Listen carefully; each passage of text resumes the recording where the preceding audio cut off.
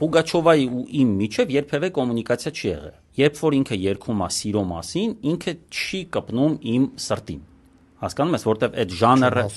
կարաս չհասկանաս, բայց չէ, պետք է հասկանաս, որ տես բան կարող լինի, որ չլինես մշակութային ֆաշիստ։ Դու կարող չեն կալես։ Չէ, նայ, այս առումով դուք սխալ հյուր եք կանչել, որտեղ ես մշակութային ֆաշիստ։ Լավ, իսկ հասկացես, կարաս մի փոքր ես նույնիսկ մշակութային տերորի կողմն եմ։ Հասկացա, բայց դու կարաս, չէ՞։ Պատկերացնի,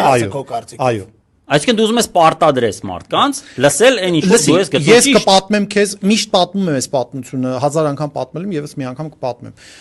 Իմ ուսուցչուհի Գոհար Գասպարյանը պատմում էր շատ լավ պատմություն իր մասին։ Ոնց է Ֆրանսիայից գալիս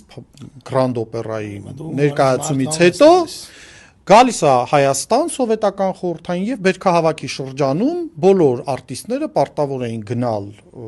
մասսաների այդ աշխատավորների մեջ եւ այնտեղ երգել իրենց համար։